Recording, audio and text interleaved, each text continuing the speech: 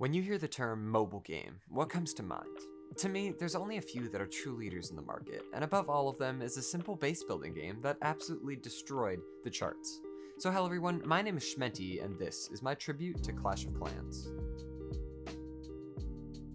Let's take it all the way back to the wonderful year of 2012. While the rest of the world thought that they were gonna die due to some Mayan guys or whatever, game studios were having a great year. Ladies and gentlemen, I give you Call of Duty Black Ops 2. We're giving your audience a big sneak peek. We have a 30-minute demo we're showing in private here at E3, but we're going to give you guys a really big chunk of it. You may recognize some of these games. Well, yes, if you're watching this video, I'm sure you recognize those games. The world was in love with video games, but there was a market largely untapped at the time: mobile games. Yes, I know there were plenty of mobile games well before 2012, but this was one of the first ones I got absolutely addicted to. Oh, you want sleep? How about another wall upgrade? How about another raid? To look at how this game took off, I researched a little more in depth than I typically do, and what I found was a story that is almost unbelievable. Supercell.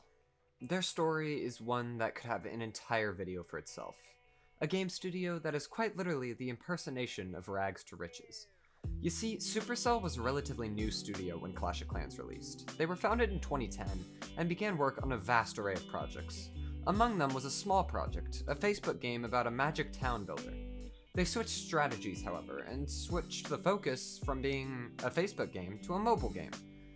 They used a minimal and easy to understand user interface, something that was honestly a big problem at the time in mobile games. The interfaces were too confusing. In June of 2012, the game studio released their first international game, Heyday. I played the hell out of this game. Unlike other games they had released, this game blew up instantly. In less than 4 months, Heyday had blown up to being one of the largest, most profitable apps on the App Store. Also 4 months later, Supercell finally revealed their project to the world, a project they had finally named Clash of Clans. And if you thought Heyday blew up quick, this game had growth that is completely ludicrous. Less than 3 months after Clash of Clans released, it was by far the most profitable app in the world. In the years 2013 and 2014, it was the most profitable mobile game in the entire world.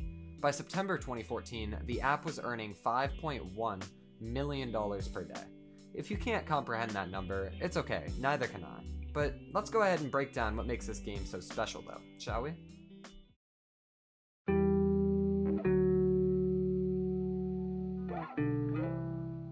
Let's take a look at some of the great features in this game. First, actually, let's start with the not so great. Freemium. Free to play, but pay to be premium. This method of game creation has gradually gotten more and more hate over time, but I'm going to tell you why I don't particularly hate it in this case. To give an example of the perfect free-to-play game, let's look at Fortnite, alright? Fortnite was making a ton of money, but it was free to play. How? Well, their battle pass and their cosmetic item shop netted them ridiculous amounts of money. The same could be said about games like Valorant, but Clash of Clans is a mobile game. You can't expect people to be willing to drop 20 bucks on a skin for a game that they play on the toilet. So instead of going the traditional route and putting ads absolutely everywhere, they decided to opt for a more pay-to-win strategy. If you've never played Clash of Clans, firstly I'd ask you why, but then I'd say that there's a few resources in the game. One of them are gems. You can purchase gems for real money, and they can be used to purchase basically everything. You want to speed up that town hall upgrade? Boom, spend $5. You want to max out your storages? Boom, $10. A lot of people hate this way to play, but honestly, I never really cared. Look, a lot of people absolutely hate pay-to-win games. But that's the thing that's different about this game. It's that paying does not make you better.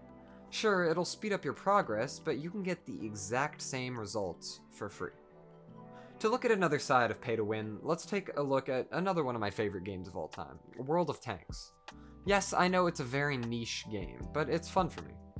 In this game, there are regular tanks, and then there are premium tanks. Premium tanks cost a ton of real-life money, at high tiers. I'm talking $40 and up.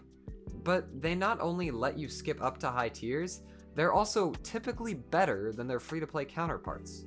The difference is that Clash of Clans rewards free players with the exact same opportunity as those who just want to gem their way to high town halls.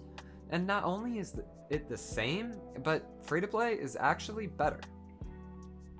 You see, I love playing games that satisfy me. Chests filled with items in Minecraft, a nice goal in Rocket League, anything of the sort. And in a game like Minecraft, when you use creative mode, you don't get that satisfaction at all, because you're cheating, you know you didn't earn it. The same can be said with Clash of Clans. When you drop $100 to get maxed Town Hall 10, you never actually earned anything. No, you just wasted your money on a mobile game that you're probably going to uninstall in a few months.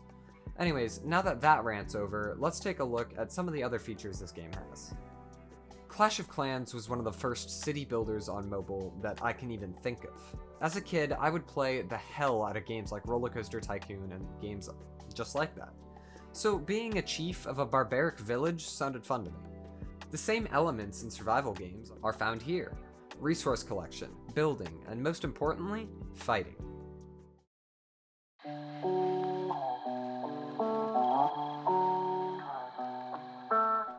It's a beautiful day in your village. The birds are singing, the collectors are, I guess, collecting, and then your shield wears off. Now, your village is open to a raid. Raids are the core of this game. It's the reason you upgrade defenses, it's the reason you upgrade your troops. Raids are Clash of Clans. Attacking and defending a raid are very different. On offense, you deploy your own troops manually, but on defense, you can only sit back and watch your defenses. Your work. Either kill the enemy or get destroyed.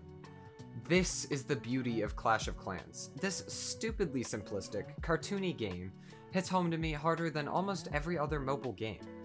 Yes, this game may change, as change is inevitable in all parts of life, but the memories never fade. Technically speaking, this game is an MMO. Not only that, but with the additions of clans, you could play with your friends. You could attack each other's bases, participate in brutal clan wars that are a ton of fun, and give each other troops and spells. It was probably the best update this game has had, and I loved being able to play it with my friends. I have been in hundreds and hundreds of clans throughout my time.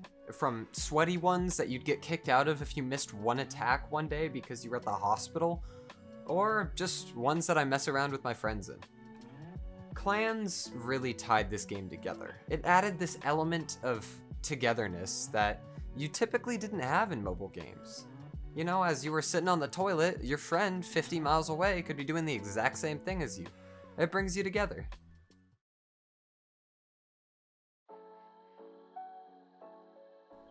If you're anything like me, chances are you haven't watched a Clash of Clans video in the good part of 5 years. And yet, if you are here, you clicked on this video. There is an element in this game that has affected me for years. I don't know what it is. Maybe it's just a simple sequence of ones and O's, but something inside of me just takes me back to a good day, a good time in my life when I look at this game again. So how did this charming, simple game capture the entire world? Well, I think it's that word, simple. Everything about this game was simplistic. The attacking, the upgrading, the defense, it was simple. People have tried to make games like this plenty of times, but this one is the only one that I've ever connected with. It's those 2 minutes in the car that you need to pull off a successful attack. It's those 20 seconds in class where you upgrade your elixir collector. This game didn't ask you to drop hundreds of hours to get good at it, but I did anyways. 2012 to 2021 is quite a gap, and my love for video games has risen, faded away, and risen back. But this game was a constant for me. I was never one to be on their phone 24/7 when I was a kid, but this game was just pure fun for me. There was something just so beautiful about watching your base expand over time. In a world so marked by instant gratification, there was something special about it. It took days, weeks, months, years to get your base to endgame. And after all that, there was content additions almost every week, it seemed. From heroes to clans, this game's updates were amazing. I love this game. Everything about it. The way that it connects with you is something very, very special. The way it plays is just so satisfyingly simple. If you've never played it, give it a download. It's completely free, and I think y'all would enjoy it. Thank you so much for watching this video. If you want to hang out and chat with me, there's a link to my Discord in the description below, as well as a link to my Twitch channel, where I'm going to have an SMP on Minecraft and I stream quite frequently. If you loved this video, consider liking and subscribing with notifications on so you never miss an upload. Thanks for watching again. This has been Shmenty, and I'll see you in the next one.